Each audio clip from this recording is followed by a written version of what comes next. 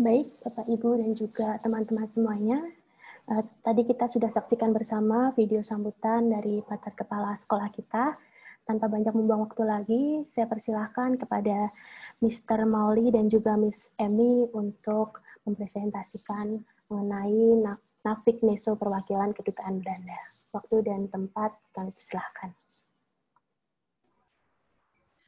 Oke, selamat pagi menjelang siang teman-teman dari Gonzaga. Salam kenal, saya dengan Muhammad Maulana Taufik atau bisa dipanggil Molly. Saya adalah Education Promotion dari Nuvik Neso Indonesia. Rekan saya juga hadir di sini, ada Emi Fumitasari selaku Student Counselor dari Nuvik Neso Indonesia. Senang sekali rasanya kami bisa hadir secara virtual, karena biasanya kita selalu mengadakan acara pameran secara offline, tapi karena adanya pandemik ya kita semuanya jadi online, but it's okay, the show must go on. Tapi sebelum saya mau lanjut dulu, teman-teman bisa semua mendengar suara saya dan juga bisa melihat video saya dengan jelas ya. Oke, kalau bisa sebelumnya kita akan memutarkan dulu video dari Study in Holland. Sebenarnya kenapa sih teman-teman ini harus banget memilih negara Belanda sebagai salah satu tujuan untuk melanjutkan studi? Aku akan screen share dulu.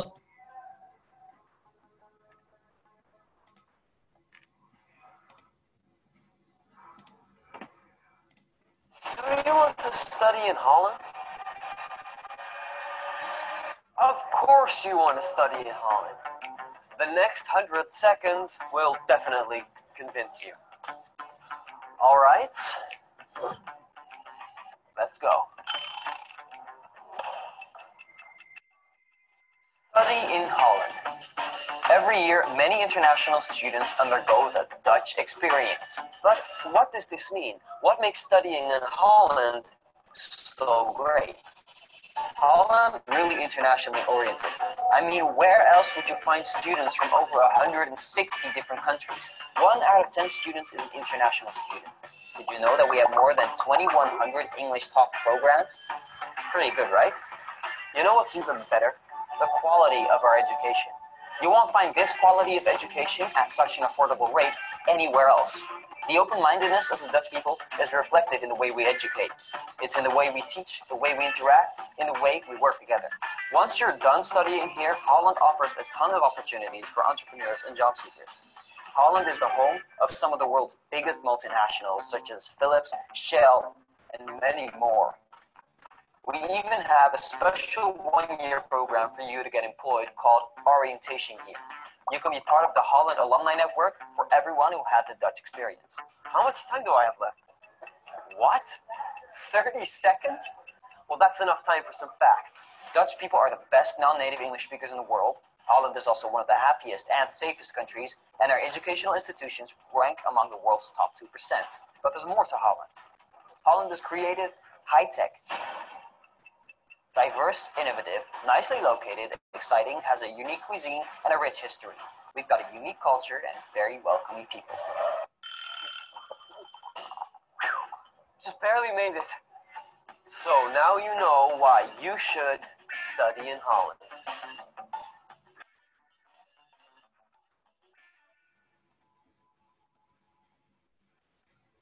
There you go. Jadi now you know why you should study in Holland ya. Tadi sudah dirangkum oleh sebuah video tentang study in Holland. Tapi saya juga akan menjelaskan lebih lanjut tentang apa itu Nuvik Neso Indonesia dan juga opportunities untuk study di Belanda. Serta nanti kita juga akan ada tanya jawab. Jadi buat teman-teman yang hadir di sini secara virtual mau bertanya lebih dalam itu sangat dipersilakan sekali karena kita betul-betul mengoptimalkan waktu kita yang ada ya. Oke, saya akan segera memulai presentasi. There you go.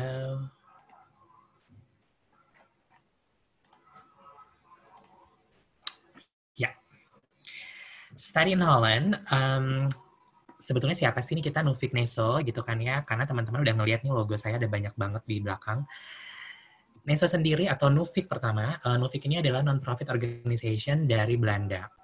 Jadi kita dibiayai oleh Kementerian Pendidikan di Belanda, dan tidak hanya ada di Indonesia saja kantornya, tapi kita juga mempunyai 10 kantor representatif di seluruh dunia. Dan kepanjangan dari NESO sendiri itu adalah Netherlands Education Support Office.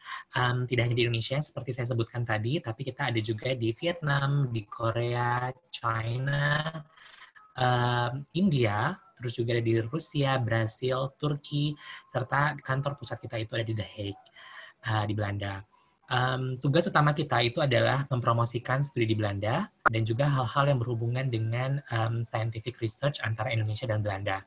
Karena kalau misalnya teman-teman ngerasa bahwa kita memang punya hubungan erat dengan Belanda, kalau kita belajar sejarah kita tahu sendiri, tapi kita juga mempunyai hubungan erat di bidang pendidikan secara saintifik, karena dibuktikan dengan ada beberapa kerjasama, nanti akan aku jelaskan di bagian beasiswa. Ya. Setelah itu, kalau misalnya teman-teman sudah selesai dari universitas di Belanda, terus juga lanjut atau mau lanjut di Belanda, silahkan. Tapi juga mau balik ke Indonesia, tidak apa-apa. Tapi sudah menjadi Holland Alumni Network, kita sebutnya. Kita juga terus terang masih mendukung kegiatan-kegiatan para alumni. Jadi jangan pernah khawatir, jangan pernah merasa jauh dengan Novik Neso, tapi akan semakin dekat karena kegiatan dengan Holland Alumni Network sangat banyak sekali. Ada beberapa bidang, ada beberapa acara, tapi yang paling pasti adalah acara-acara seperti Holland Alumni Talk, terus juga ada Holland Alumni networking, dan masih banyak lagi. Serta kita juga memanage beberapa scholarship, diantaranya ada Stunet, itu merupakan fully funded scholarship dari pemerintah Belanda, tapi khusus untuk S2.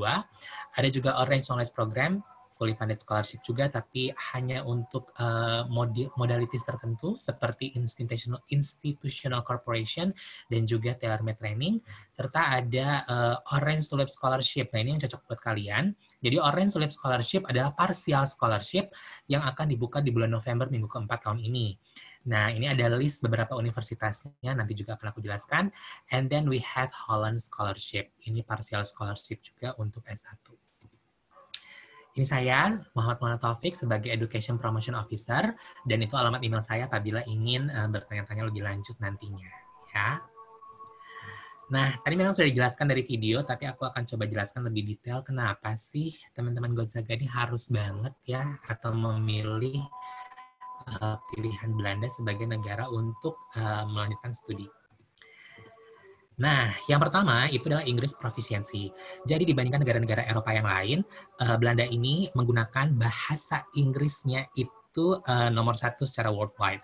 Dalam artian, kalau misalnya kita boleh membandingkan dengan negara tetangga Belanda nih, seperti Jerman salah satunya, Jerman itu harus menggunakan bahasa Jerman. Kalau misalnya di Belanda, teman-teman nggak perlu belajar bahasa Belanda, cukup dengan kemampuan bahasa Inggris, itu sudah bisa melanjutkan studi di Belanda. Kita mempunyai 2.100 program bidang studi, jadi banyak sekali pilihannya. You name it, law, life science, biology, semua hal yang teman-teman ada passionnya di mana, itu bisa langsung dicari di Studi Finder. Karena kita punya 2.100 program berbahasa Inggris untuk melanjutkan studi. Alasan selanjutnya adalah international students. Jadi aku juga punya background untuk sekolah di luar. Terus terang aja, sebagai international student itu sangat menguntungkan karena kita mempunyai banyak sekali pengalaman yang akan didapat. Dan di Belanda sendiri, 1 di antara 8 pelajar yang ada di sana itu adalah international student. Jadi ntar teman-teman pasti akan mempunyai banyak sekali teman-teman berbagai macam background, dan itu sangat penting sekali because this is like sebuah kenangan yang bakal dikenang selama seumur hidup dan juga nggak bisa dibayar sama uang.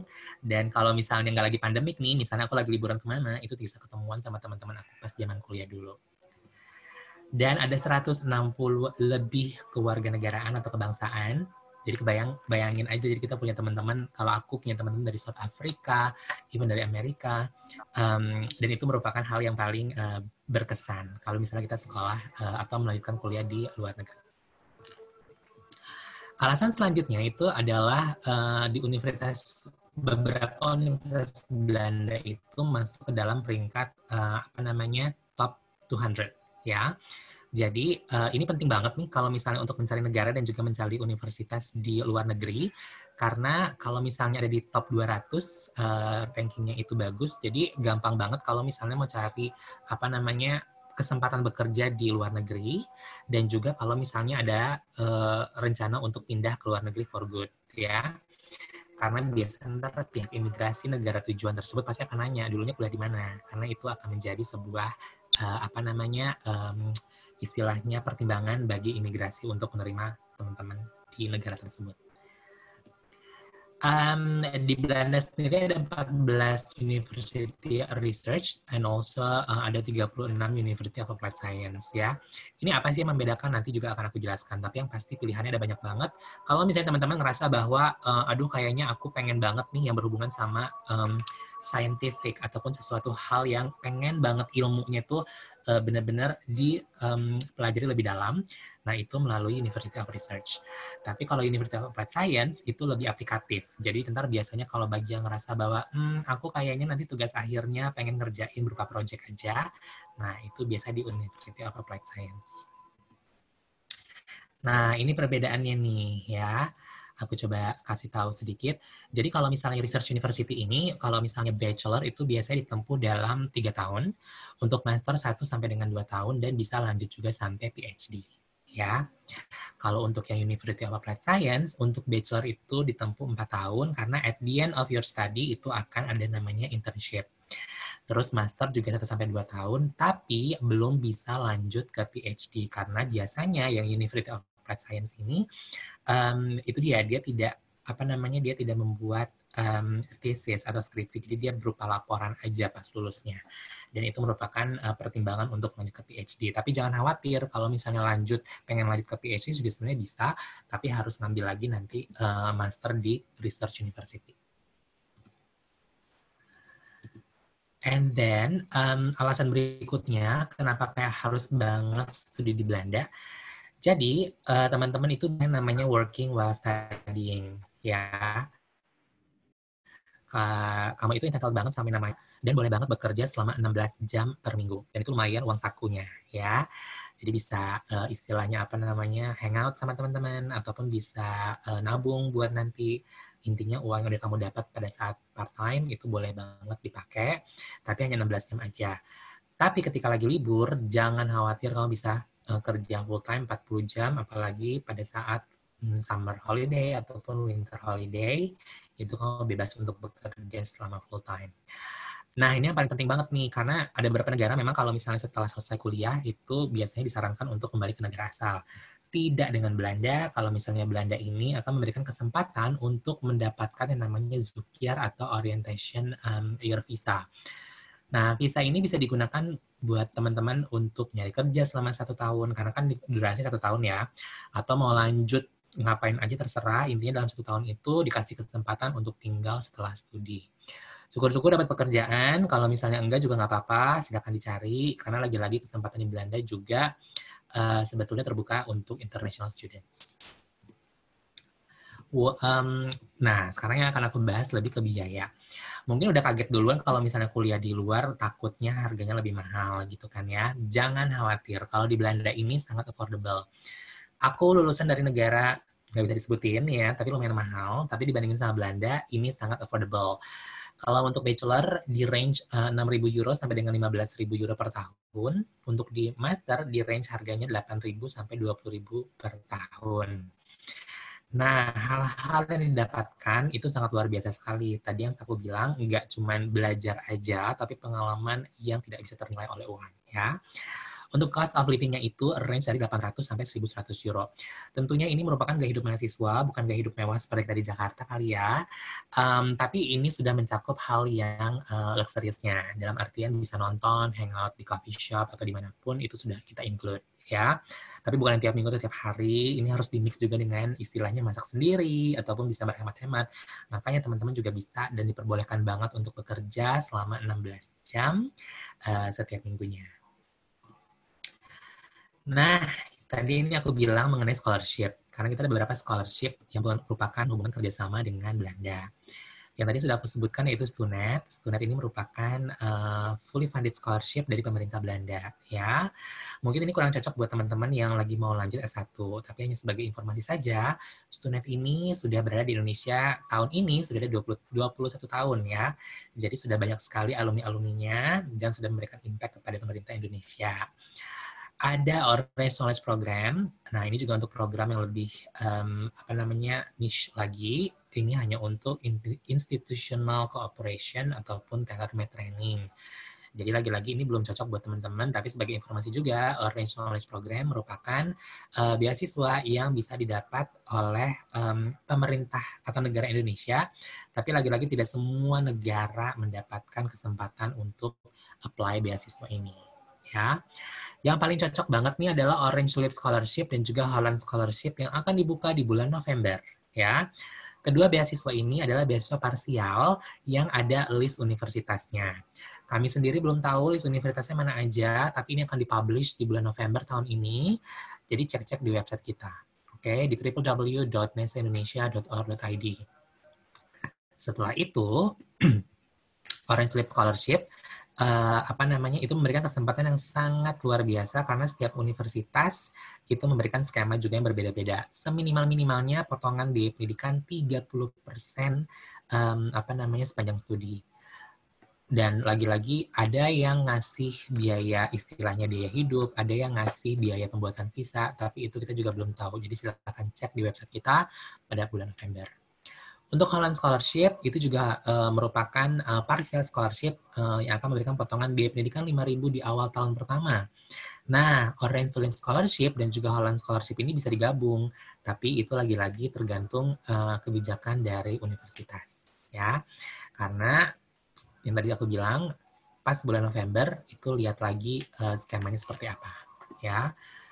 Selanjutnya, oh iya, kalau misalnya sebelum aku lupa ya, kalau misalnya pingin banget mendaftarkan beasiswa ke universitas di Belanda, itu harus sudah daftar ke universitasnya terlebih dahulu. Oke, baru bisa daftar beasiswanya. Karena pendaftaran ke universitas itu pada tanggal 1 Oktober besok, tiap hari Kamis. Jadi begitu hari Kamis, serentak Universitas Belanda sudah membuka pendaftaran. How to start?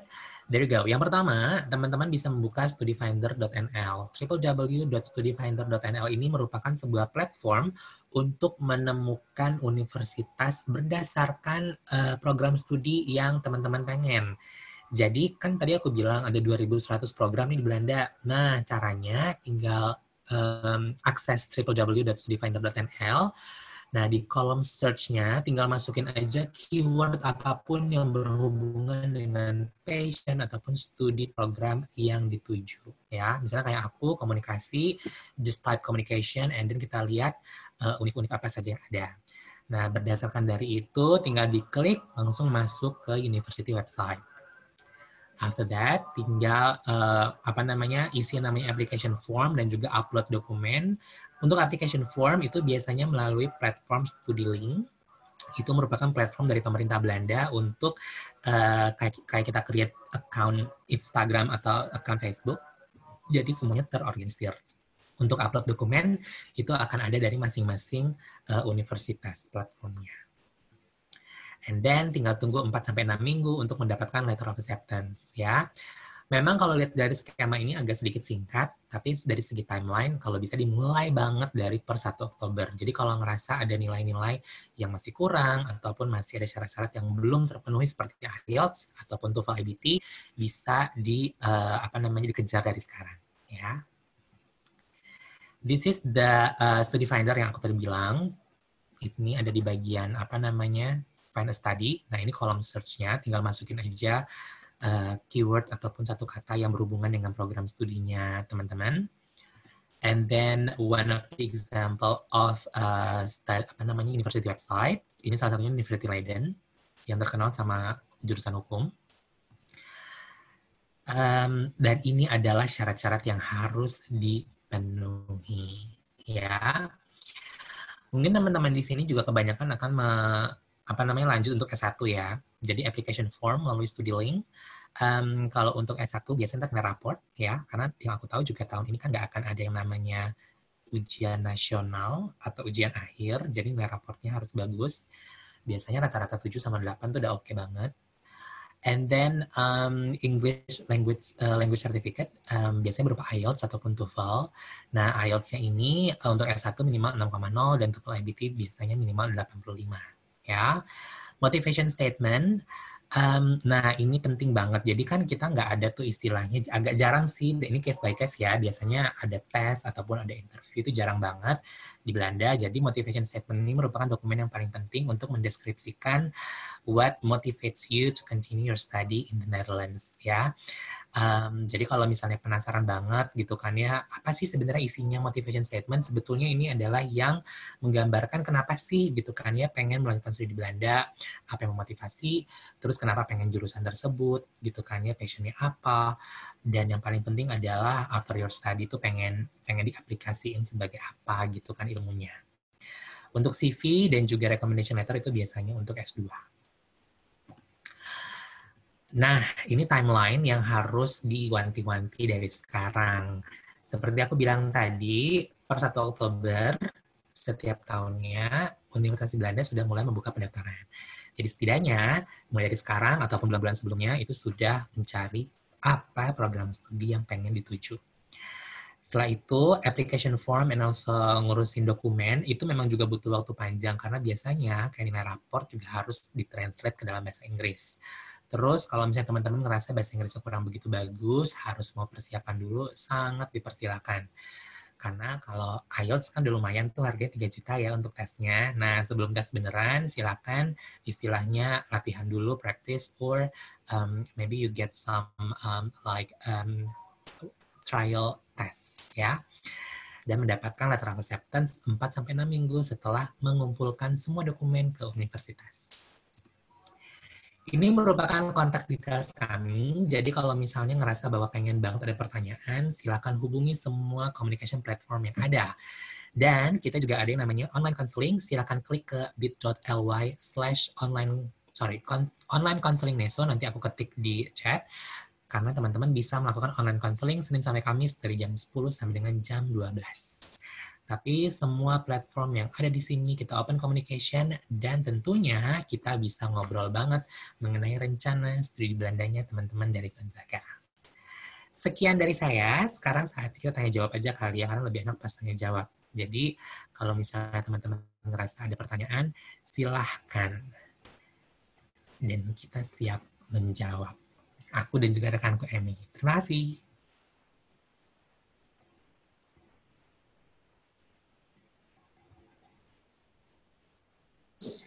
Oke, teman-teman, apakah ada pertanyaan? Yang mau bertanya, saya persilahkan untuk open mic.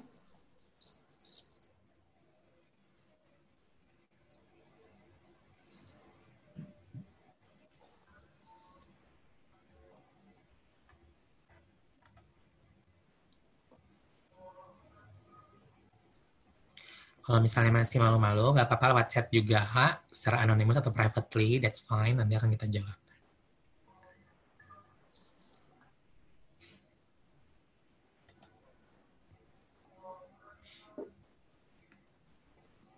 Oke, terima kasih Kak penjelasannya. Nah, teman-teman silahkan nih yang mau tahu lebih banyak, langsung aja tanya-tanya aja nih. Mumpung kita udah ada kakak-kakaknya di sini ya, teman-teman ya. Boleh langsung open mic atau lewat chat ya, teman-teman ya. Dipersilahkan, silahkan.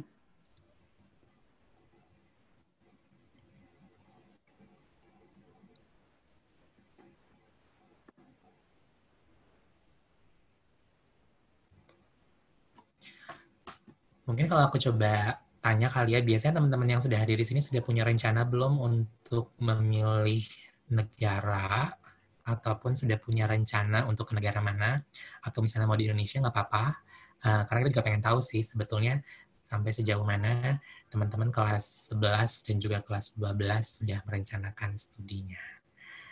Kalau pengen dijawab secara private, ke aku juga boleh, supaya kita juga punya gambaran.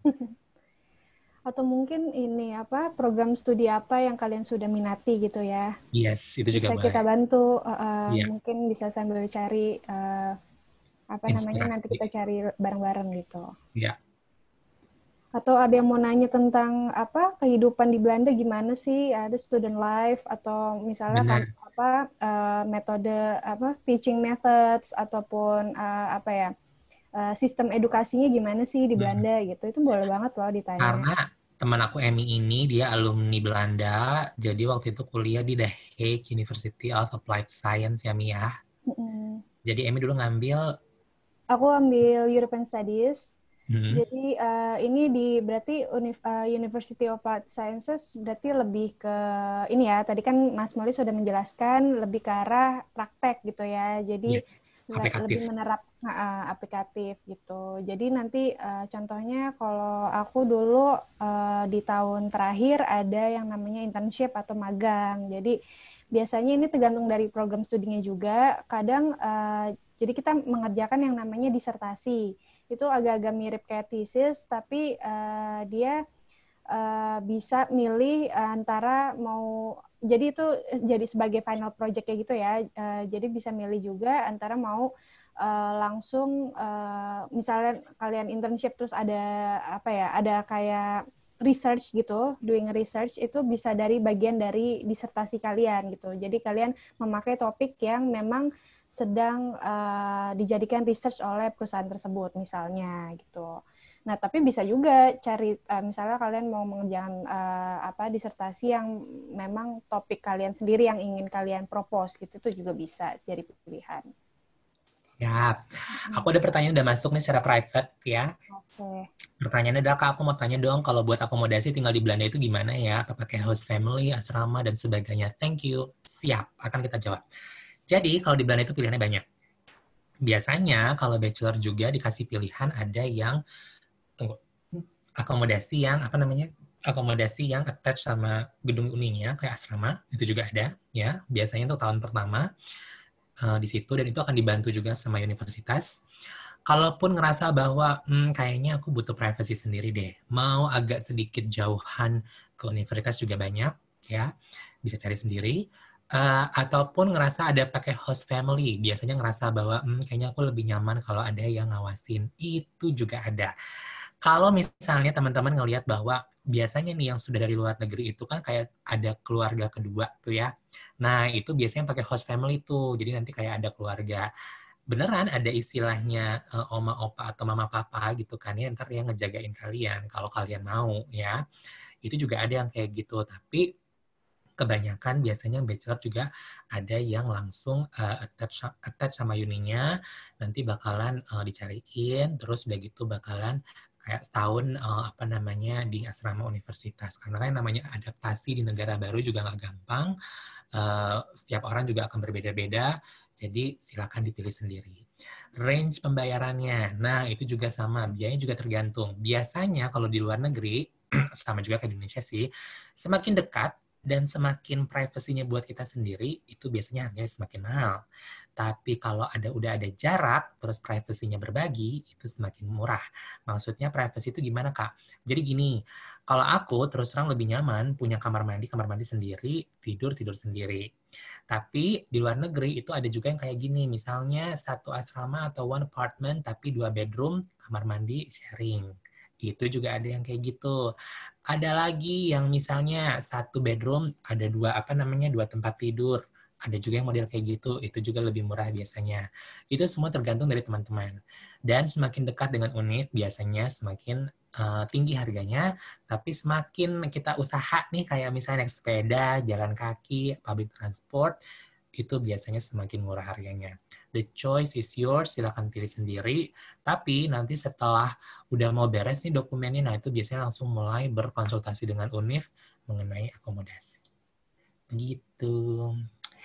Selanjutnya, Kak, ada saran untuk universitas di Belanda yang top di jurusan hukum nggak? Terima kasih, ada banget gitu kan ya. Gimana kalau aku ajarin kita caranya bareng-bareng kali ya? Aku akan screen share untuk melihat universitas di Belanda yang berbidang hukum. Hold on one second.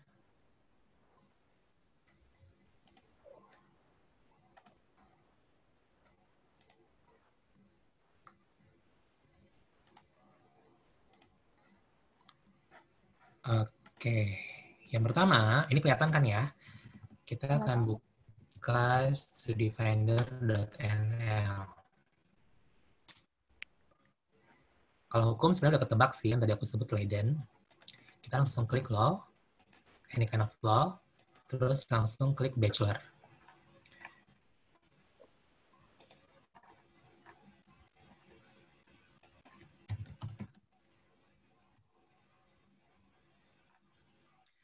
Leiden University, ini udah merupakan, oke, aku belum klik bachelor.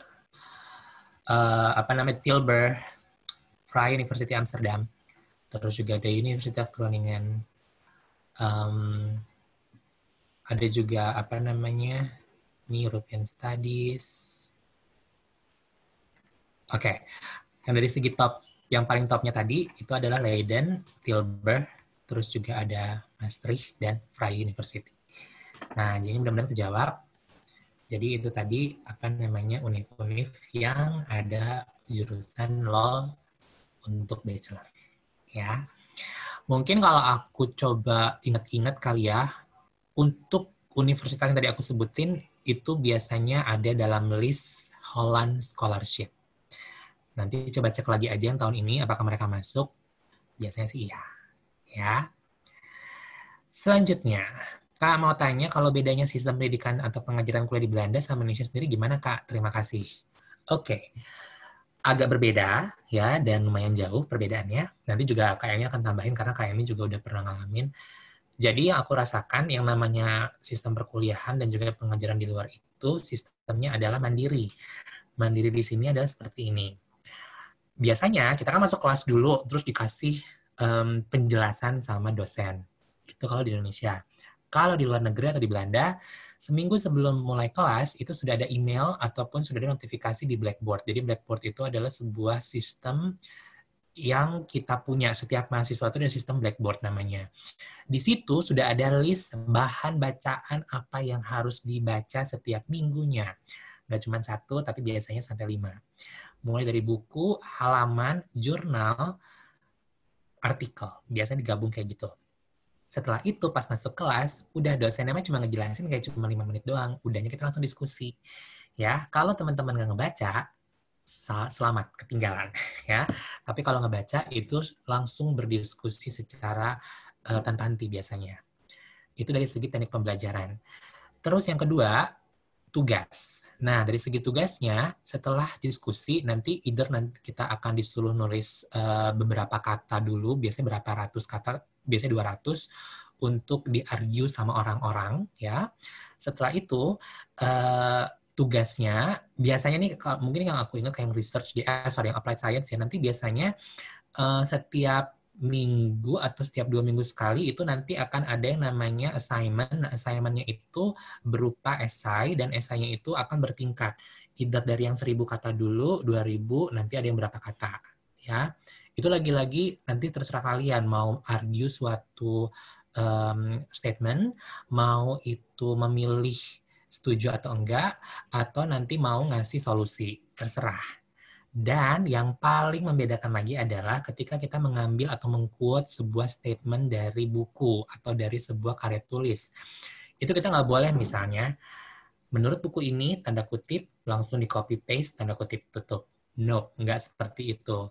Yang ada, kalian harus baca itu statement, dan kalian tumpahkan ke dalam bahasa kalian sendiri. Jadi di paraphrase ya. Di paraphrase, betul sekali. Dan setiap universitas dan setiap lembaga itu mempunyai yang namanya sistem untuk mengecek plagiarism. Kalau misalnya dimasukin ke sistem itu ketahuan ada plagiarismnya, selamat, harus ngulang tugasnya. Jadi kalau misalnya, dan itu dia, itu membedakan. Jadi kita harus benar-benar semuanya apa kata kita. Sama satu lagi, tidak ada kata benar atau salah. Apapun hasil pemikiran kalian sangat amat dihargai, tapi nanti dibantu dengan istilahnya bukti-bukti data yang mendukung. Itu kalau dari aku. Silakan dari Amy, ada tambahan? Oke, terima kasih Mas Molly.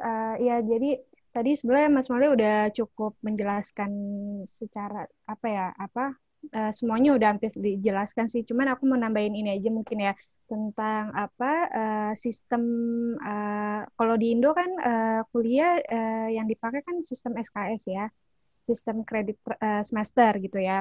Nah itu biasanya satu SKS itu sama dengan sekitar mungkin 50 menit sampai 1 jam. Nah, ini berbeda sekali dengan Belanda karena kenapa? Kalau di Belanda itu mereka menggunakan sistem ECTS atau European Credit Transfer System. Nah, ini biasanya dalam setahun satu program itu dalam setahun ada 60 kredit yang harus kalian penuhi. Nah, untuk biasanya satu kredit ini sendiri itu mencakup mencakup dengan sama dengan 28 jam kalian belajar gitu, maupun itu kalian self study atau mau mengikuti beberapa lecture, terus kelas dan lain sebagainya, dan mengerjakan tugas juga itu termasuk dari satu kredit tersebut. Nah, jadi perlu diingat juga nih, biasanya jadi kalau misalnya program kalian 3 tahun ya, misalnya berarti ya 60 kali 3 gitu. Jadi 240 gitu kan. 180. Nah, kalau 4 tahun ya 240 gitu. Jadi harus untuk kalian tapi kalau misalnya kalian untuk melanjuti ke tahun berikutnya, nah ini penting juga nih. Ada yang namanya banding study, ya apa sih? Aku juga agak lupa. Pokoknya intinya kalian itu harus memenuhi certain credits di mana kalian bisa tetap melanjutkan studi kalian ke tahun berikutnya. Karena kalian kan maksudnya termasuk sebagai pelajar internasional ya. Jadi dari universitas, begitu juga dari pemerintah Belanda, mereka harus make sure kalau kalian tuh bisa memaintain kredit kalian dan juga memaintain untuk bisa tetap tinggal di Belanda gitu. Jadi misalnya ini contohnya di tahun pertama untuk program studi, katakanlah studi saya ya, European Studies, itu dulu paling tidak harus untuk melanjut ke studi berikutnya harus sudah memenuhi 50 kredit. Jadi kalian harus mendapatkan 50 kredit paling tidak untuk melanjutkan. Kalau kalian misalnya by the end of the term gitu ya, di term keempat itu kalau misalnya kalian belum mendapat 50, kalian tidak bisa melanjutkan gitu. Jadi itu perlu banget diperhatikan karena itu akan menjadi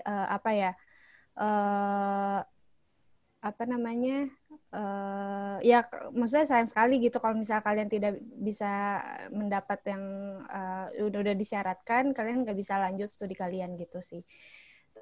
Terus kalau untuk sistem gradingnya ini sendiri biasanya itu berbeda juga dengan Indonesia. Kalau di Belanda based on 10 points grading system ya, jadi 1 sampai 10 gitu. Nah, untuk nilai kelulusan sendiri biasanya itu 5,5. Jadi kalian kalau sudah mendapat 5,5 di ujian ataupun tugas gitu, itu kalian sudah dinyatakan lulus. Nah, tapi juga perlu diketahui biasanya untuk nilai 6, 7 dan 8 itu paling tidak 6 dan 7 itu udah paling sering diberikan oleh guru-guru di sana, karena nilai kayak 9 sama 10 tuh jarang banget dikasih gitu, kecuali emang kalian ya nilainya emang perfect banget gitu, bagus, itu sebetulnya ada pasti yang kalau kalian misalnya emang excel in that studies, pastinya kalian ada yang dapat segitu. Tapi sebetulnya untuk range-nya ini sebenarnya nilai 6 sampai 8 lah itu udah bagus banget gitu. Jadi gitu sih tambahannya. Semoga menjawab ya tadi. Iya. Terima kasih untuk pertanyaannya. Kita masih ada beberapa pertanyaan nih ya. Kita lanjutin ya. Halo Kak, kalau di Belanda itu siswa dari IPS bisa masuk ke jurusan IPA seperti IT, kalau bisa ketentuan apa aja? Terima kasih. Oke, jadi gini. Nanti biasanya di setiap universitas itu mempunyai syarat masing-masing ya. University of Leiden punya syarat yang lain, The Hague punya syaratnya apa, itu pasti beda-beda. Nah, dari sekarang, tapi ini aku agak lupa nih, kalau IPS itu belajar matematika nggak ya, Bu, ya? General ya? Belajar kan ya, masih ada matematika kan ya untuk yang IPS kan ya? Oke. Nah, usahakan dari sekarang, itu nilai yang paling penting nih untuk istilahnya dilihat banget sama admission team ya, itu nilai bahasa Inggris sama nilai matematika. Itu udah paling penting banget, karena kan kita ngomongin ini masalah IT ya, bukan tiba-tiba dirimu masuk ke biologi, katakanlah. Kalau biologi itu udah lain lagi. Jadi, kita kalau bisa punya fondasi yang kuat dulu, yaitu bahasa Inggris sama matematikanya. Nah, jadi kalau misalnya mau banget nanti mau jurusan IT, itu yang harus diperhatikan, ya. Nah, setelah itu nanti kita kalau misalnya kita udah mumpuni banget dan si universitas juga tetap mereka akan ngasih kesempatannya kayak gimana. Either nanti kamu akan tes cuman matematikanya aja ke universitas tersebut. Lagi-lagi ini case by case ya. Nah, nanti kalau misalnya tes nanti dia akan menunjuk, dia either akan nunjuk guru sekolah kita ataupun notaris untuk ngawasin ujian biasanya, atau nanti kamu ke kantor mana untuk ujian masuknya. Atau kalau misalnya nggak ada tes, mungkin nanti kamu juga akan disarankan untuk mengikuti yang namanya foundation ataupun istilahnya kayak foundation, betul ada bilang? Iya, foundation. Jadi foundation itu adalah di mana sebuah program karena kamu misalnya belum punya basic dan khawatir takutnya nggak bisa ngikutin, jadi nanti foundation itu 3-6 bulan biasanya. Jadi gitu, kesempatan masih ada. Jadi jangan khawatir ya. Siap. Selanjutnya, mudah-mudahan tadi kejawab. Selamat siang, Kak. Mau nanya, buat peluang keterima sekolah di Belanda berapa persen ya? Ya pasti aku bilang selalu 100%. Cuman yang menentukan kita sendiri. Maksudnya adalah apa? Jadi gini, yang daftar pasti banyak seluruh dunia. Dan admission team juga tidak bisa menyamaratakan standar dari masing-masing negara biasanya. Kita Indonesia punya standar sendiri, negara lain juga punya standar sendiri. Makanya selalu aku bilang, itu tolong diperbagus nilai bahasa Inggris, terutama IELTS dan juga TOEFL atau TOEFL IBT, dan juga nilai raport untuk bahasa Inggris dan matematikanya, karena itu penting banget ya. Dan motivation statement yang mendeskripsikan motivasi teman-teman untuk sekolah dan melanjutkan studi di Belanda. Itu penting sekali ya. Setelah itu ada lagi nih pertanyaannya. Kak, kalau misalkan selepas saya lulus kuliah, saya balik ke Indonesia, apakah harus nyari kerja sendiri? Atau mungkin organisasi atau universitas bakal ngasih kesempatan kerja di negara asal? Soalnya yang bikin saya ragu untuk kuliah di luar itu saat saya kembali ke Indonesia dan network yang saya punya selepas kuliah kan mungkin mahasiswa di seputaran Belanda. Ditambah lagi kan untuk nyari pekerjaan kita juga butuh network. Sekalian nanya lagi, Kak, kalau Kak Molly sama Kak Emi sendiri selepas lulus langsung balik ke Indonesia atau cari kerja di sana? Oke, pertanyaannya banyak nih. Satu-satu ya. Dulu ya. Yang pertama, karena terus terang kayak Kak Emi sama Molly kita juga punya pengalaman masing-masing, tapi ini kita akan share semuanya ya. Yang pertama, setiap orang yakinilah kita punya rezeki yang berbeda-beda. Ya, itu dulu yang harus dipercaya. Selepas kuliah, ini aku cari kasusnya selepas kuliah yang di luar ya. Selepas kuliah, aku kerja di negara tersebut. Mohon maaf, nggak boleh sebut negara. Kerja di negara tersebut, dan saya sudah tinggal di negara tersebut kurang lebih 8 tahun. Ya, jadi saya kembali lagi ke Indonesia itu tahun 2018 dari negara tersebut. Ketika kembali ke Indonesia, susah nggak nyari kerjanya? Nah, balik lagi ke tahap awal. Ketika saya kembali ke Indonesia, terus terang, saya sudah jarang networking-nya. Karena 8 tahun keluar dari inner circle, keluar dari pergaulan Indonesia, nggak tahu banget ini Indonesia macam gimana. Kaget banget, karena kan saya begitu tiba ke Bandung, karena saya hometown-nya di Bandung, itu kenapa banyak hotel, terus kelihat di Jakarta kenapa udah ada istilahnya apa dulu ya teman-teman ya, namanya kita manggilnya busway ya, busway masih panjang-panjang, sekarang busway cuman Transjakarta cuman segini, begitulah. Oh, dulu Grand Indonesia masih gelap, sekarang Grand Indonesia udah paling pamor mallnya kan, nah itulah saya udah jauh banget ketinggalannya.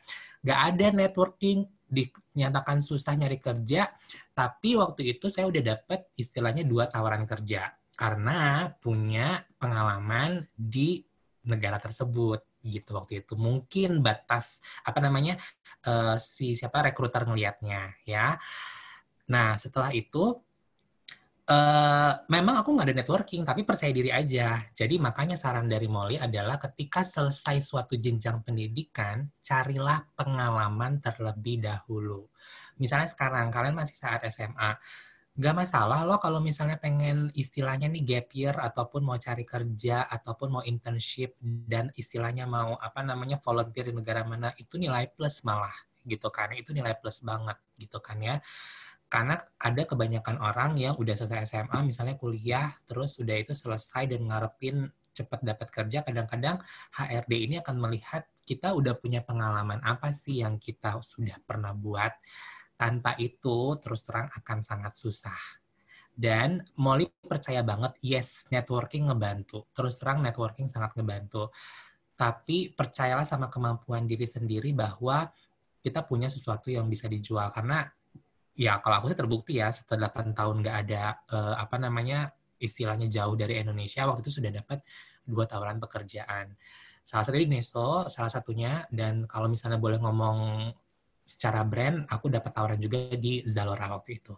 Gitu ya.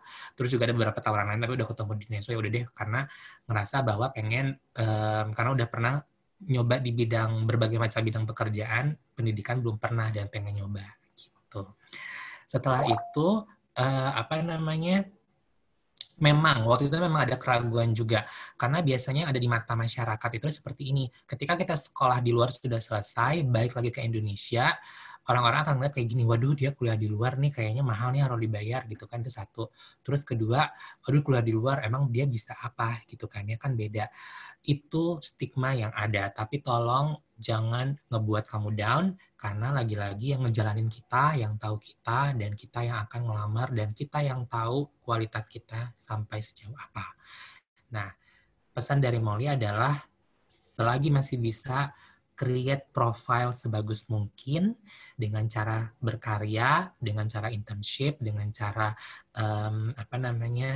volunteer, tidak hanya di sekolah aja, tapi kalau bisa di sekolah, di luar sekolah, malah itu yang dilihat. Itu kalau dari Molly. Silakan kalau dari Emmy. Oke, iya. Tapi tadi setuju banget sih, ambillah, maksudnya dengan kesempatan kalian bisa berkuliah di luar negeri gitu ya. Sebenarnya ini bukan buat di luar negeri aja, sebenarnya di dalam negeri juga. Tapi maksudnya setuju banget kalau kalian carilah pengalaman sebanyak mungkin gitu. Jadi mau hanya kerja volunteer, mau internship, mau apapun itu, atau mau ikut pun organisasi itu bagus banget itu buat buat profil kalian atau CV kalian. Karena kenapa? Dari situ kalian kalian belajar juga cara bagaimana memanage misalnya waktu. Itu kan soft skill ya, bagian dari soft skill. Jadi misalnya kerjasama dengan tim gitu kan, itu juga maksudnya sesuatu yang sangat amat penting pada saat kalian akan bekerja nanti, karena itu sebetulnya yang akan sering kalian lihat di pekerjaannya kalian nanti itu gitu. Terus juga jadi ya itu penting banget sih kalian banyak-banyakinlah ikut-ikut aktivitas gitu ya, mau volunteer di event, atau sebenarnya banyak banget sih di Belanda juga, kayak misalnya mereka biasanya suka ada event-event besar gitu, mau music festival ataupun apapun itu, mereka suka open recruitment buat volunteer gitu, misalnya buat buat event publication, atau buat bantu-bantu mereka di registration atau apapun itu banyak sekali kesempatan-kesempatan seperti itu. Nah, terus iya, jadi penting banget sih kalian sudah mulai pada saat kuliah tuh udah mulai ikut-ikut kegiatan yang bisa menambah soft skill kalian juga untuk di CV, karena maksudnya benar misalnya kalian setelah lulus terus bilangnya belum punya misalkan ditanyakan pasti experience pekerjaan kalian apa nih, pengalaman pekerjaan kalian apa gitu, terus bilangnya nggak punya. Itu salah sekali, karena kalian maksudnya ikut dengan cara volunteer atau internship itu udah bagian dari pengalaman pekerjaan juga. Jadi itu yang bisa dijadikan ya pengalaman pekerjaan gitu nantinya kalau pada saat kalian apply buat pekerjaan pertama kalian gitu. Itu sih. Terus dulu Kak Emi pas selesai dari Belanda gimana ceritanya? Udah selesai kuliah nih, nanti itu gimana ceritanya? Sama, kalau aku juga kayak Mas Molly juga. Jadi aku dulu ambil Zukyar. Tadi sempat dijelasin juga ya, atau orientation year visa itu kita bisa apply setelah kita lulus dari Universitas Belanda kan. Nah itu berlakunya 1 tahun. Jadi selama setahun itu aku sebetulnya sebelum aku lulus aku udah mulai cari-cari pekerjaan nih gitu kan. Jadinya biar aku bisa makin banyak pengalaman pekerjaannya selama aku mempunyai visa tersebut gitu kan. Karena sebetulnya dengan aku apply visa ini juga itu menjadi bagian dari benefit juga ke perusahaannya, karena dari perusahaan tersebut tidak perlu apply yang namanya working permit lagi, karena biasanya itu kan memerlukan biaya ya untuk apply working permit. Jadi dengan adanya visa ini sebenarnya ini menjadi advantage buat kita bisa di hire dari perusahaan tersebut gitu. Nah ya, jadi aku setelah lulus aku apply itu, jadi aku kerja kurang lebih setahun gitu. Lalu setelah itu aku karena aku waktu itu kerjanya di foundation ya, jadi mereka sebetulnya sayangnya tidak memberikan belum bisa ngasih aku salary gitu, jadi belum bisa apply untuk working visa, jadi aku nggak bisa extend, makanya akhirnya aku kembali ke Indonesia. Nah kembali ke Indonesia, karena aku masih karena aku sebagai alumni dari Belanda, aku tuh ngerasa masih pengen ada connection dengan Belanda, makanya aku apply di Nuffic Neso ini, karena aku tahu dengan adanya ini aku jadi masih bisa berhubungan dengan entah itu mau dengan asosiasi di Belanda, dengan misalnya persatuan pelajar di Indonesia di Belanda, maupun dengan Dutch universities gitu kan. Jadi masih ada berhubungan dengan Belanda, itu tuh aku masih pengen gitu. Jadi itu sih intinya. Nanti kembali juga kepada kalian lagi, apakah kalian pengen stay atau pengen balik, misalnya aduh mau balik dulu deh, mau kerja di Indo aja dulu, abis itu mau balik lagi, itu bisa banget. Jadi visa ini tuh sebetulnya kalian bisa apply visa ini dalam waktu 3 tahun setelah tanggal diploma kalian. Jadi misalnya kalian lulus di September sekarang, terus nanti kalian bisa apply lagi di 3 tahun setelah tanggal ini gitu. Jadi nggak perlu khawatir kalian harus langsung apply visanya begitu kalian lulus, itu kayak gitu. Tapi bisa juga kalian ke Indo dulu, misalnya mau kangen sama rumah atau dengan keluarga, terus pengen berkarir dulu di Indonesia, itu bisa banget. Terus balik lagi juga bisa gitu. Sip, thank you Mi, udah sharing-sharing. Ini ada pertanyaan lanjutan, katanya gini, kalau misalnya saya mau ambil International and European Law di Groningen, apakah saya bisa apply kerja di bidang hukum di Indonesia? Sangat bisa, karena kenapa? Jadi kan, ya kita juga tahu kalau kita punya sejarah dengan Belanda, jadi kan sebagian besar sistem yang dianut, baik perdata maupun pidana yang berbasis hukum, yang di Indonesia ini ya, itu kan sebetulnya berbasis hukum pada hukum Eropa dan khususnya Belanda. Jadi bisa banget, jangan khawatir. Gitu. Selanjutnya, apakah masih ada pertanyaan? Senang deh ini kalau misalnya dibilang private pada ngebrudul pertanyaannya. Kalau ada yang mau langsung juga boleh loh. Ya, sebenarnya kalau langsung nggak pakai mic apa-apa. lah. Jadi kita bisa lebih lebih ini lagi lebih ya. kenal, iya. Lebih kenal Karena lagi. biasanya nih, ini biasanya kan karena tadi aku cerita, biasanya kita kan offline. Terus kan karena offline itu kan yang datang ke pameran itu kan biasanya kelas 11 atau kelas 12. Dan nanti kalau sekarang nih, yang tahun kemarin yang kelas 11 dan kelas 12, biasanya tuh mereka suka pada ingat gitu kan ya. Kadang-kadang aku juga ingat, soalnya kan karena pameran itu kan kalau lagi rame, kita misalnya lagi capek-capeknya, terus suka ada aja pertanyaan lucu-lucu, itu pasti kita ingat. Jadi makanya kita memang sangat merindukan pameran, mudah-mudahan pandemi segera berakhir ya, supaya kita bisa mengunjungi semua sekolah yang ada di Jakarta terutama, karena itu memang agenda kita di bulan-bulan ini biasanya. Kemarin juga sempat ya ada ya Mas Woli. Tiba-tiba dari tiba-tiba peserta ada yang jadi maaf mau nanya nggak berhubungan dengan studi di Belanda, tapi ini tahun lalu kayaknya dulu pernah ketemu ya. Iya, jadi itu kita pasti ingat gitu. Jadi makanya apapun yang pengen disampaikan, pertanyaan mau berupa private ataupun secara personal, sangat dipersilakan. Kita masih ada waktu ya Bu ya. Tuh, masih ada waktu. Iya.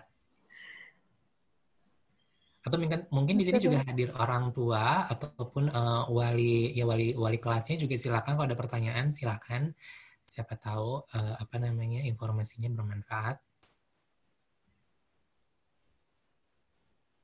Mungkin boleh tanya juga di sini teman-teman udah ada yang tahu mau kuliah kuliah di luar atau misalnya udah ada planningnya gitu, mau kuliah dengan bidang studi apa, bisa juga komen di kolom chat. Ya. Nanti mungkin kita bisa sambil bahas juga kali. Betul. Sip, ini udah masuk lagi pertanyaan. Kamu tanya lagi dong, kalau biaya kuliah sama biaya hidup itu buat setahun atau per semester ya? Kalau buat ikut beasiswa, biayanya sama atau beda? Oke. Untuk biaya tadi yang aku sebut, kan tadi bachelor itu berkisar dari 8.000 euro sampai 15.000 euro, itu per tahun ya. Nah, jadi kalau misalnya biasanya bachelor 3-4 tahun, tinggal dikaliin aja. Contoh misalnya kalau biaya kuliahnya 8.500 per euro, tinggal dikali 4 atau dikali 3. Untuk biaya hidup yang tertulis tadi 800 sampai 1.100 euro itu per bulan ya. Nah, untuk per tahunnya dikali 12 dan kalau sepanjang studinya dikaliin 3 atau 4 ya. Tapi terus terang biaya-biaya yang tadi kita sebutkan itu sangat affordable dibandingkan beberapa negara tujuan lainnya. Seperti tujuan Amerika ataupun Australia itu lebih tinggi biasanya karena lebih mahal. Nah, tapi kalau untuk di Belanda terus terang sangat affordable sekali. Ya, dan juga kalau mau transport itu biasanya ada student discount, untuk nonton juga ada student discount, pokoknya intinya kartu atau ID student itu sangat sakti sebagai diskon. Setelah itu kalau mau ikut beasiswa, nah kalau beasiswa karena beasiswa langsung dari universitas, nanti biasanya langsung di-cut atau ada potongan. Jadi kalau misalnya potongannya 30%, nanti kayak ada invoice atau ada bond gitu, itu udah jelas hitungan-hitungannya. Terutama untuk yang dikasih potongan biaya pendidikan. Ya. Selanjutnya, apakah universitas-universitas mensyaratkan kursus bahasa Belanda sebelum mulai studi? Jadi kalau untuk kursus bahasa Belanda itu voluntary sekali. Jadi teman-teman kalau mau belajar dari Indonesia itu ada namanya Erasmus Training Center. Itu satu kompleks dengan kantor kita. Mungkin aku akan ketik di chat ya. Erasmus Training Center. Ini kalian bisa les bahasa Belanda di sini. Dan guru-gurunya juga ada yang campuran, ada orang Belandanya, ada orang Indonesia yang sudah lama tinggal di Belanda. Ya.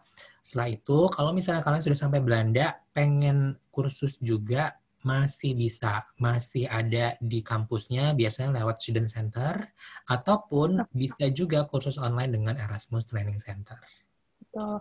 Kalau boleh nambahin juga, sebetulnya untuk bachelor tuh banyak sekali program yang dimana Dutch courses tuh bagian dari program wajib untuk pelajar internasional. Jadi kayak saya dulu waktu khususnya untuk di tahun pertama itu ada wajib kursus Belanda gitu. Jadi khususnya untuk international students.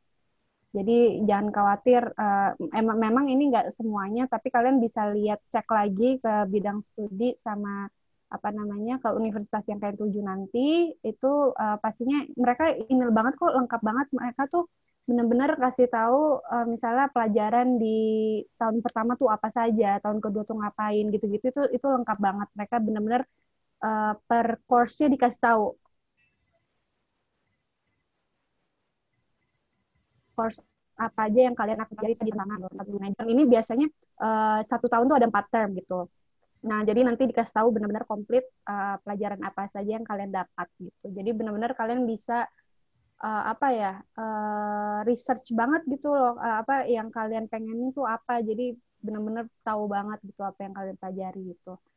Terus tadi tadi aku mau sharing, sebetulnya untuk living cost benar 800 sampai 1.100 yang dianjurkan. Tapi itu sebetulnya tergantung juga di mana kalian akan tinggal, di kota apa gitu. Karena aku sebenarnya menurut pengalaman aku dulu per bulannya itu aku bisa hanya 500 euro. Tapi itu kembali ke gaya hidup masing-masing ya. mungkin aku dulu emang orangnya tuh lebih menghemat, jarang makan di luar. Tapi walaupun akhir-akhirnya kalau lagi males banget sih aku ada di waktu di mana aku makan di luar mulu ya. Tapi jadi itu tergantung biasanya sih aku karena aku ada hemat di transportasi. Aku dulu orangnya aku lebih suka naik sepeda. Di sana kan terkenal banget naik sepeda tuh. Di Belanda kemana-mana dekat naik sepeda. Dan itu emang bahkan bisa dibilang sepeda itu lebih banyak dari penduduk dari Belanda sendiri. Karena satu keluarga, misalnya satu orang sendiri tuh kadang punya 2 sepeda gitu. Jadi itu yang fun fact aja sih, karena emang bener banget satu keluarga tuh biasanya yang misalnya berempat gitu ya, bapak, ibu, anak 2 gitu. Sepedanya bisa 5 gitu. Jadi bener-bener kayak di sini tuh mungkin lebih ke motor kali ya. Motornya kan ada banyak di mana-mana. Kalau ini lebih ke sepeda gitu sih. Jadi aku dulu emang hematnya ke transportasi. Aku dulu lebih kemana-mana naik sepeda. Terus juga Nah, terus sepeda aku dulu lipat. Jadi kalau aku ke keluar kota, biasanya aku suka bawa sepeda juga. Itu sepeda aku lipat. Jadi kenapa? Karena jadi kamu nggak butuh ini lagi biasa tuh sepeda tuh mencakup dengan kamu harus beli tiket tambahan untuk sepeda karena itu dihitungnya kan makan tempat gitu ya. Jadi itu jadi kayak kamu harus beliin tiket buat sepeda kamu. Itu lucu juga sih, cuman emang itu dari peraturannya juga. Jadi aku itu salah satu kenapa aku punya sepeda lipat. Jadi aku kemana-mana nggak usah bayar tiket sepeda lagi gitu. Jadi aku bisa naik sepeda gitu sih. Paling kayak itu. Terus makanan juga. Terus mengenai makanan kalian juga jangan khawatir. Di Belanda itu cukup paling bervariasi gitu makanannya. Mau makanan halal ada, makanan Cina, terus toko-toko Asia juga banyak banget. Kayak jadi nggak perlu khawatir kayak kalau misalnya kalian kangen masakan Indo, itu bahan-bahan makanan Indo kayak tempe, terus kunyit gitu-gitu segala macam itu ada di sana gitu. Jadi mungkin nanti kalian kalau udah di Belanda kalian akan misalnya kalian belum bisa masak ya, sekarang jarang banget masak, tapi pasti deh nanti ada suatu saat di Belanda kalian masak bareng-bareng temen itu menjadi suatu pengalaman atau memori yang bakal kalian inget banget sih. Itu yang maksudnya ngangenin gitu, kalian masak bareng-bareng terus bikin acara atau kalian ke rumah teman gitu-gitu itu sangat seru sekali. Terus ada lagi kayak misalnya kayak dinner bareng sama international students yang lain. Jadi kayak misalnya minggu ini kalian masak buat masakan Indo, terus minggu depan ada teman kalian dari misalnya Italia, terus mereka masakin pasta buat kamu. Itu suatu experience yang kalian nggak akan dapet di misalnya di Indonesia gitu kan, karena kalian akan langsung berinteraksi dengan mereka dan dalam berbagai budaya yang berbeda gitu. Itu sangat pengalaman yang nggak bisa dilupakan gitu sih, tambahannya aja. Thank you, Kak Emi. Oke, silakan kalau masih ada pertanyaan. Kita lagi senang banget nih karena udah banyak banget pertanyaan dan kita butuh, karena kita masih ada waktu. Jadi ngobrol-ngobrolnya masih lumayan panjang, 17 menit kalau nggak salah ya, sampai jam 1.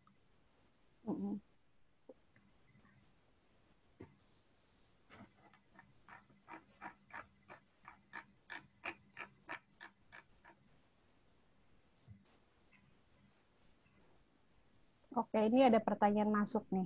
Boleh. Kak, ada culture shock nggak selama kuliah di Banda? Oke. Pastinya, tapi setiap orang-orang pastinya beda ya. Kalau aku dulu, terus terang aku nggak terlalu culture shock. Mungkin culture shock-nya lebih ke ke arah pendidikannya. Karena mungkin kita nggak terbiasa dulu kan kalau misalnya sekolah kita di SMA, kita lebih banyak kayak ya udah belajar terus maksudnya kayak apa sih kata kasarnya kayak dicekoki gitu ya, kayak kamu belajar terus kamu ya udah ujian lulus udah gitu ya. Kalau di sana tuh kamu benar-benar harus semuanya prepare. Bilang juga setiap sebelum mulai kelas atau lecture kamu harus baca dulu tuh ada bahan-bahan yang harus kamu persiapkan, misalnya baca buku. Nanti tergantung juga dengan bidang studinya ya. Misalnya kamu belajar hukum, itu udah pasti aku udah bisa bayangin bukunya bakal banyak banget.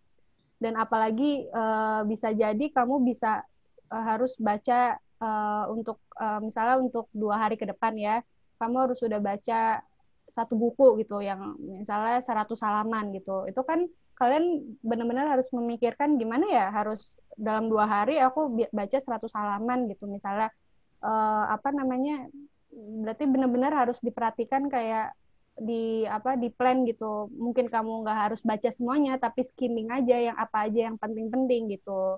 Jadi apa namanya, lebih ke persiapan kalian juga. Terus tadi kalau culture shock yang in general ya, berarti paling apa ya, mungkin perlu diketahui juga sih, kalau misalnya masyarakat Belanda itu kan mereka memang terkenal dengan directness-nya ya. Jadi mereka tuh kalau apa ya, mereka kalau mengungkapkan sesuatu tuh ya udah apa yang di pikiran mereka mereka ucapkan saja seadanya aja gitu ya.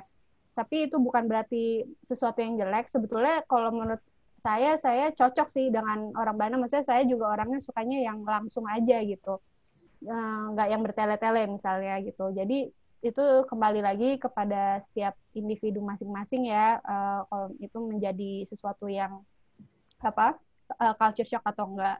Terus juga apa ya, mungkin culture shock lebih ke ini ke apa namanya, ke weathernya sih.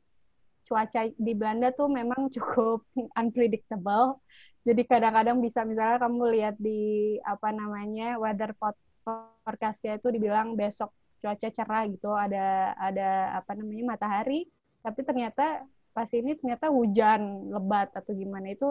Dan yang paling terkenal tuh kalau di Belanda tuh anginnya kenceng banget. Jadi hati-hati aja, kadang bisa 70 kilometer per jam gitu. Jadi aku pernah banget dulu naik sepeda sampai nggak bisa genjot, ataupun aku harus megang apa namanya, tiang tiang apa, lampu merah gitu biar nggak gerak. Itu ada banget sih kayak gitu. Itu apa namanya, salah satu ini juga sih, apa yang nggak pernah dialami gitu sebelumnya kalau di Indonesia gitu. Terus apalagi ya kalau culture shock gitu. Kalau makanan sih juga nggak terlalu ya. Aku jujur cukup oke-oke aja sih. Maksudnya toh di variasi, jadi nggak begitu susah gitu dibanding dengan negara-negara lainnya gitu. Udah sih kayaknya itu ya. Kalau ada yang kurang boleh ditanyakan lagi. Terima kasih Antoin ya tadi untuk pertanyaannya.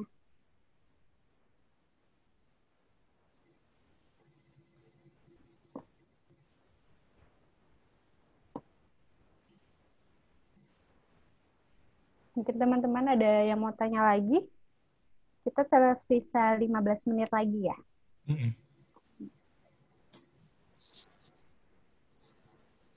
Ayo teman-teman, adakah yang mau bertanya lagi nih? Mumpung masih ada waktu. Ada kesempatan juga nih.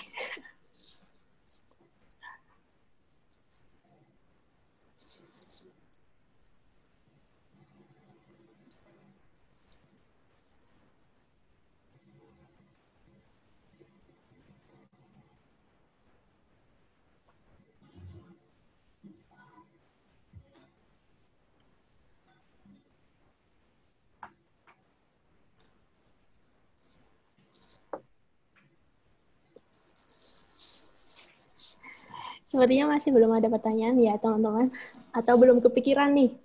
Oh ya, Mr. Mauli, kalau misalnya teman-teman ada yang mau bertanya mengenai ini, adakah kontak person yang bisa dihubungi teman-teman gitu?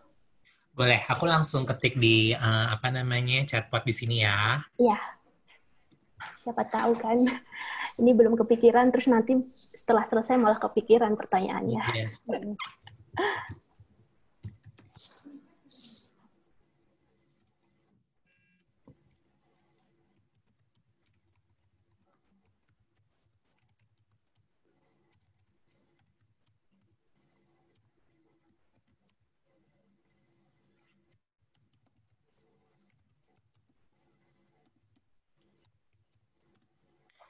Aku udah ketik di sini. Terus mungkin kalau misalnya Kak Emi juga pengen masukin emailnya, Ya. sangat dipersilahkan.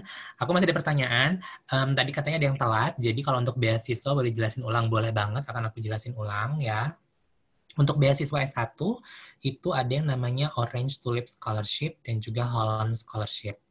Orange Tulip Scholarship itu adalah potongan biaya pendidikan sebesar at least ya minimal 30%. Universitasnya apa aja Kak? Nah ini ada list universitasnya yang nanti akan kita publish di bulan November minggu keempat tahun ini. Sampai sekarang kita belum tahu formulir universitas yang sudah masuk ke kita, tapi belum bisa kita publish ya. Nah skemanya juga beda-beda, setiap universitas itu beda-beda banget tentang potongan-potongannya apa aja. Yang pasti Orange Tulip Scholarship merupakan beasiswa parsial, seminimal-minimalnya akan memberikan potongan biaya pendidikan 30%. Lalu ada yang namanya Holland Scholarship. Nah, Holland Scholarship ini adalah beasiswa parsial juga, ada list universitasnya juga, biasanya memberikan potongan biaya 5.000 euro di awal tahun pertama saja. Itu juga akan dibuka di bulan November. Nah, biasanya list universitas untuk Holland Scholarship itu lebih banyak biasanya. Dan di Holland Scholarship itu kadang-kadang lagi-lagi tidak hanya memberikan potongan biaya pendidikan di awal tahun pertama aja, tapi kalau kamu berprestasi, biasanya ada beberapa univ yang akan memberikan potongan biaya pendidikan di tahun kedua dan juga tahun berikutnya. Orange Tulip Scholarship dan juga Holland Scholarship bisa digabung, tergantung universitasnya. Ada skema yang misalnya kamu dapat Orange Tulip Scholarship atau OTS, kamu juga berhak mendapatkan Holland Scholarship. Oke, mudah-mudahan jelas ya. Kalau misalnya belum jelas, aku akan ketik juga di chatbot, ini link yang bisa kamu akses untuk melihat informasi beasiswa.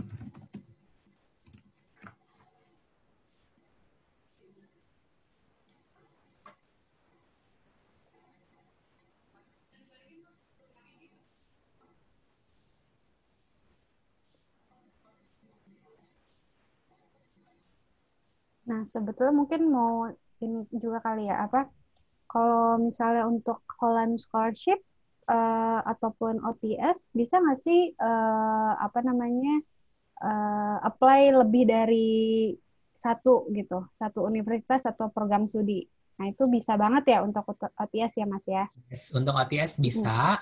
Intinya, kalau OTS ini adalah, apapun beasiswa nanti kamu tuju, yang pertama harus daftar dulu ke universitasnya. Nah, pada saat pendaftaran universitas, itu maksimal 4 universitas atau 4 study program. Ya, mau itu satu universitas 4 study program sangat dipersilahkan, mau itu 4 universitas dengan 4 study program yang berbeda sangat dipersilahkan.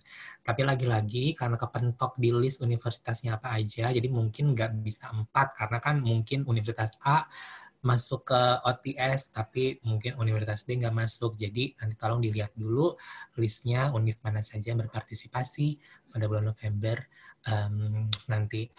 Terus biasanya juga memang ada yang dapat nanti kalau nggak salah yang tahun lalu kalau nggak salah. Jadi dia satu orangnya dia dapat 2 beasiswa, maksudnya dapat dari 2 universitas yang berbeda. Itu mah istilahnya privilege kita untuk memilih mau yang mana, terserah.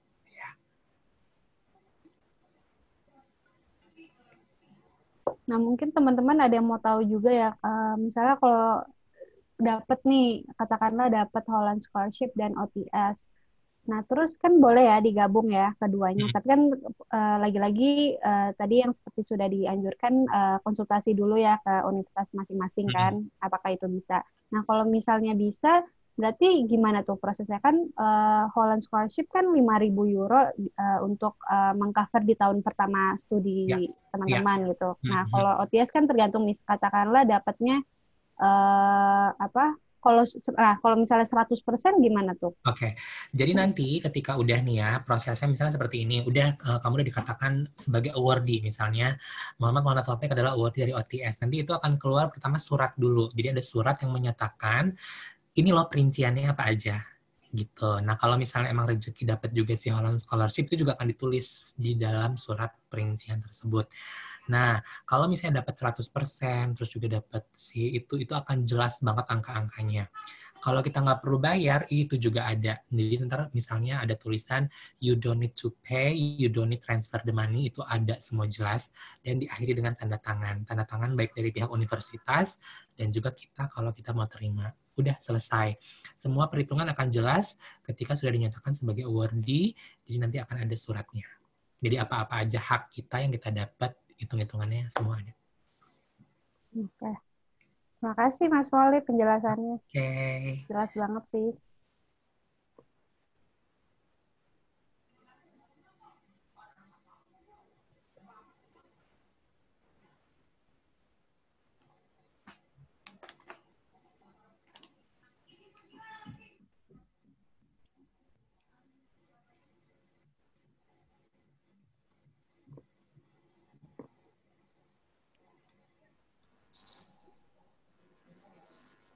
Ya, apakah teman-teman masih ada pertanyaan lagi sebelum kita tutup nih?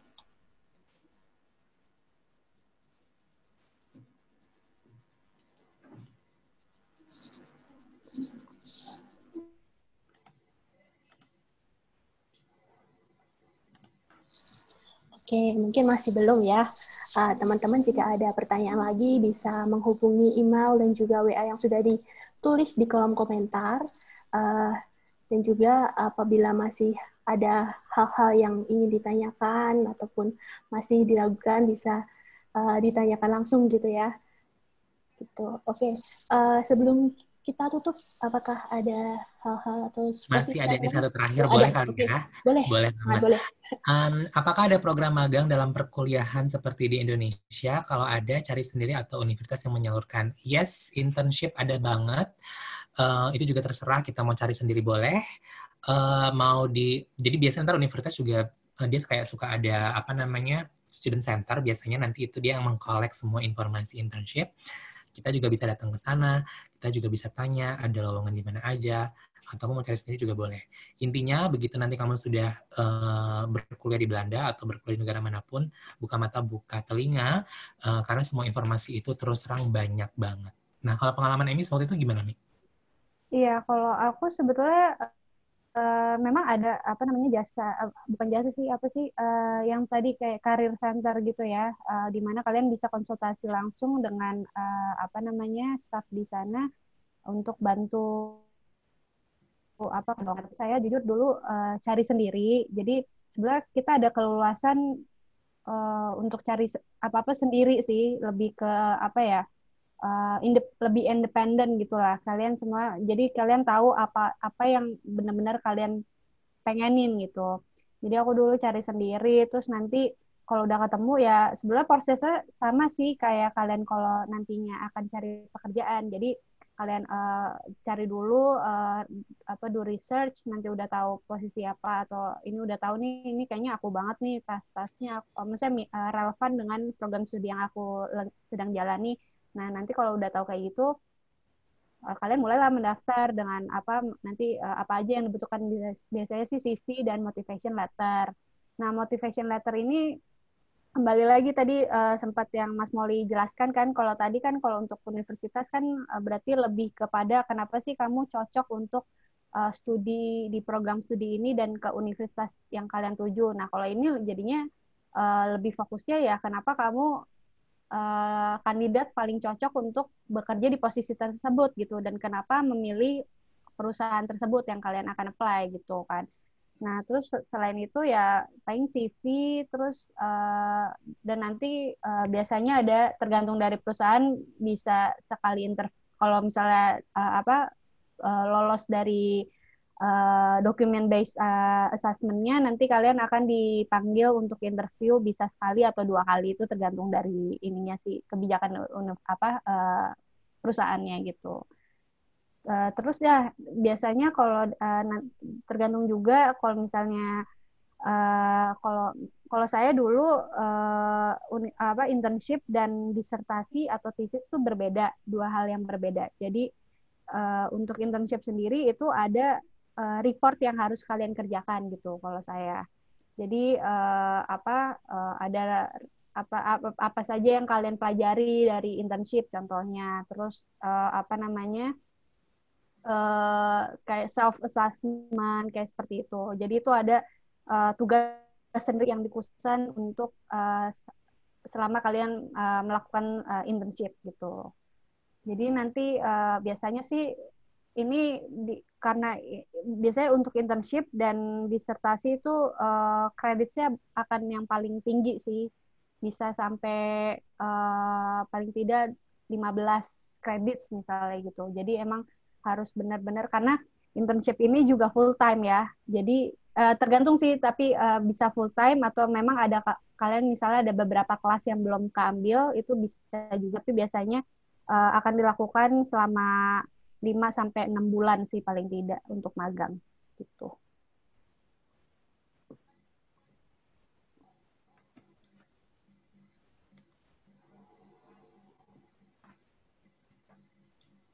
Iya, terima kasih. Apakah masih ada pertanyaan lagi nih? Dari teman-teman, ataukah sudah nih? Sebelum benar-benar ditutup.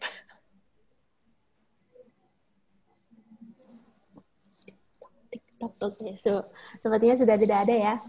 Mungkin dari Mr. Mauli atau Miss Emi ada closing statement sebelum kami tutup gitu. Oke, kita ucapin terima kasih banget sudah diundang di Gonzaga Virtual Education Fair. Terima kasih sudah mengundang kita, dan tentunya kita juga berharap bahwa nanti ada teman-teman dari Gonzaga yang melanjutkan studi ke Belanda. Mungkin nggak sekarang juga nggak apa-apa, karena kan kalau misalnya mau belajar kan, mau nanti mau jenjang S1, S2, ataupun PhD, mudah-mudahan informasi yang kita sampaikan bermanfaat. Oke, terima kasih sekali Mr. Mauli dan juga Miss Emi karena sudah memberikan informasi yang begitu bermanfaat bagi kami tentunya. Pertama kami ucapkan terima kasih karena Mr. Mauli dan juga Miss Emi sudah bersedia, sudah meluangkan waktu untuk memberikan informasi kepada kami dan juga kepada teman-teman, Bapak Ibu yang sudah ada di sini.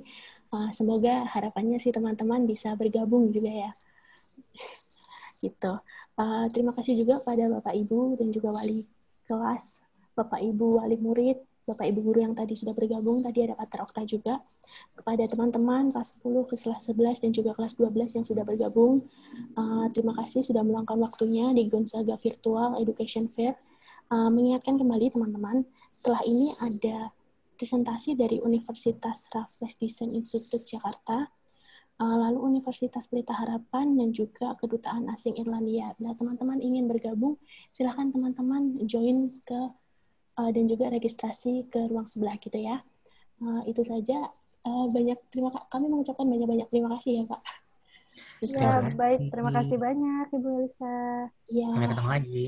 Iya, kami selaku juga guru BK mengucapkan banyak terima kasih dari sekolah juga. Semoga kerjasama ini kita terus berlanjut sehingga kita bisa bertemu di Gonzaga Education Fair selanjutnya. Semoga besok bisa bertemu secara langsung begitu ya harapannya. Ya. Gitu. Oke, teman-teman. Terima kasih Bu, makasih Kak. Oke. Thank you. Terima kasih. Thank you. Ya. Terima kasih Kak.